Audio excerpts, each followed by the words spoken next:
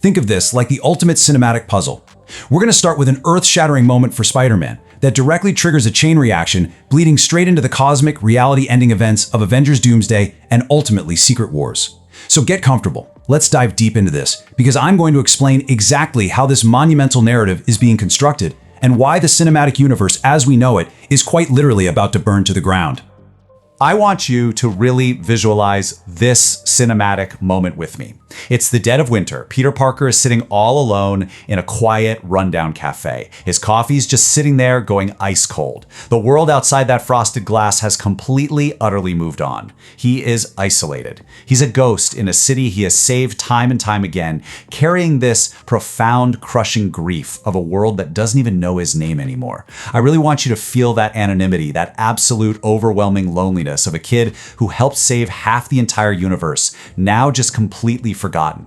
And then, suddenly, a shadow falls over his table. A familiar, grounding voice speaks up and just says, "How you doing, kid?" Peter slowly looks up, and standing right in front of him is none other than Steve Rogers, Captain America, and he is coming to recruit him. Now let me explain to you why this isn't just some wild fan fantasy, but a mathematically perfect narrative move that is going to entirely rewrite Spider-Man's future.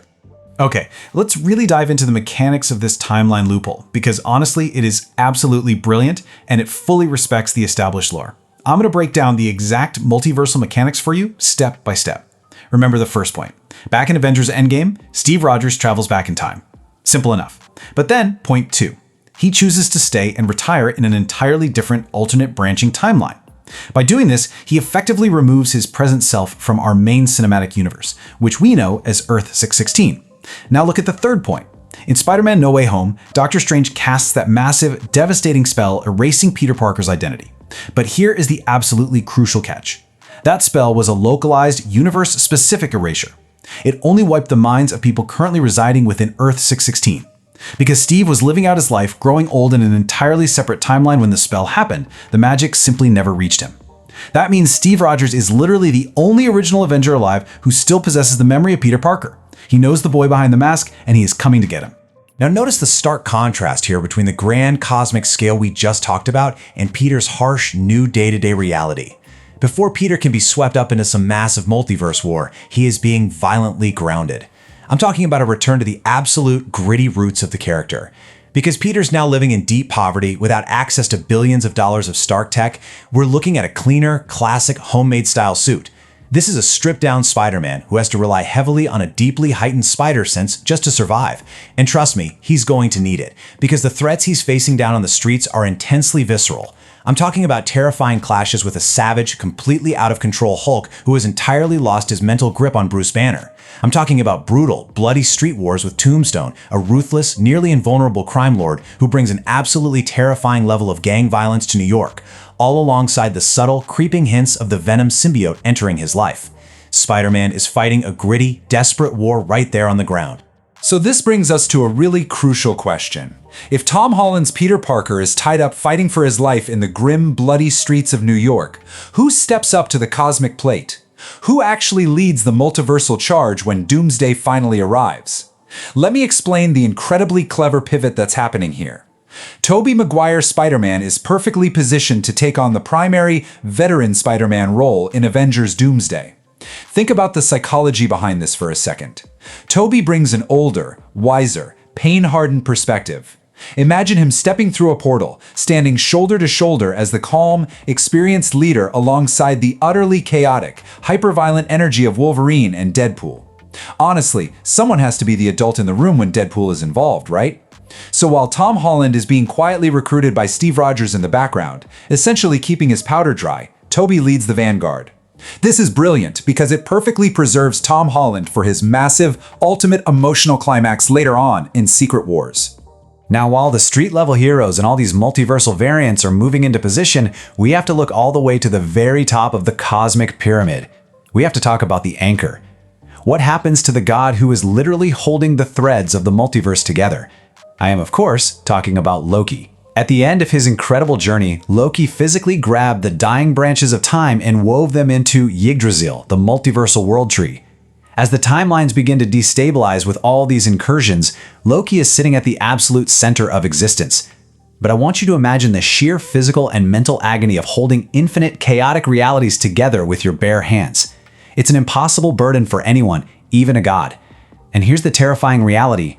An anchor can only hold so much tension before the chain violently snaps. I want to let this thought just linger for a moment. Avengers Doomsday is going to be magnificent. Coming directly from Tom Hiddleston, the man who has literally lived and breathed this character for well over a decade, this is an incredibly heavy statement. Let's take a cinematic pause here together.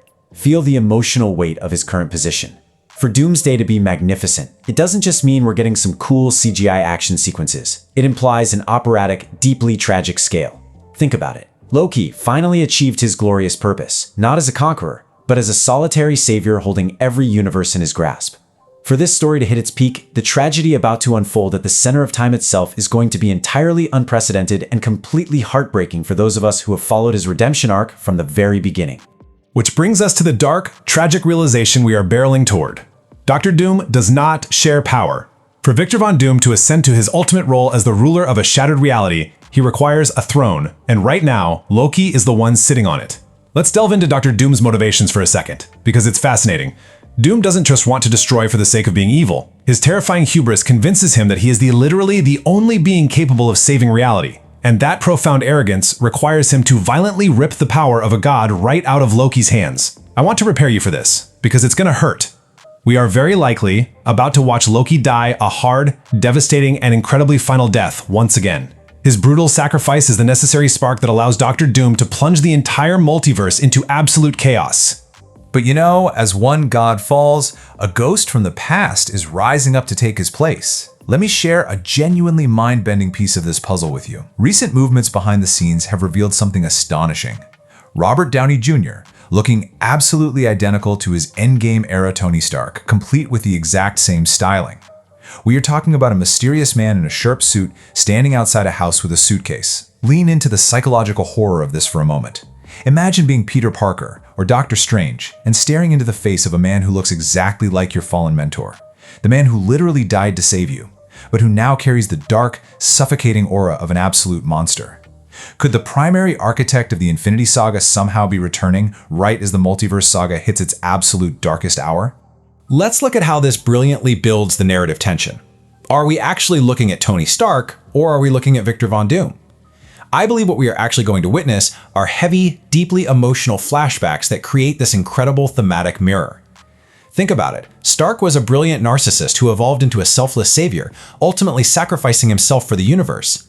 Doom, on the other hand, is a man who truly believes himself to be a savior, but whose unchecked narcissism transforms him into reality's ultimate destroyer. By deliberately intertwining the legacy of Earth's greatest defender with the origin of its ultimate threat, it elevates Dr. Doom from just being a simple villain to a dark, twisted reflection of the hero we spent 15 years loving. It is a brilliant psychological play that is going to completely mess with the audience and the heroes alike. Now, speaking of original heroes who have been with us since the very beginning, we really must pivot to the final fate of the God of Thunder. Will Thor survive the impending multiverse war? Let me map out his trajectory for you because honestly, it is brutal and it is mythic. There is a very real, very likely scenario where Thor steps up to confront Dr. Doom in Doomsday and is completely, utterly struck down. This is exactly what's needed to allow Doom to assert his dominance by effortlessly killing an Avenger god. But Thor's story doesn't just end in the dirt. No, he is destined for a grand, awe-inspiring return later in Secret Wars as Rune Thor. Now, if you aren't familiar with Rune Thor, this is Thor tapping into ancient, highly forbidden magic. In the lore, it often requires him to sacrifice his own eyes or his very life force to attain an absolute, reality-breaking level of omnipotence. It is Thor at his absolute maximum mythic peak. But reaching that kind of peak means approaching his absolute end. Look at this incredibly telling quote from Kenneth Branagh, the director of the very first Thor film. He hinted at a strong desire for a Logan-style ending. Let's break down exactly what a Logan-style ending entails for a powerhouse character like this. Thor 5 is currently in active development, and there is a massive push happening to bring in directors known for visceral, fast-paced, serious action. Think along the lines of the directors behind the Extraction films. We are stripping away the shiny, godlike invulnerability here. We are leaving the goofy comedy completely behind. We're entering a dark, heavy arena filled with blood, dirt, and sheer exhaustion, where a battered and weary Thor fights a desperate, breathless battle for survival against the immense, brutal power of Hercules. It is setting up to be a grounded and intimately tragic final chapter for the character. I want to slow my pacing down entirely right here, because the stakes have literally never been higher, and I really need you to feel the emotional weight of what's coming.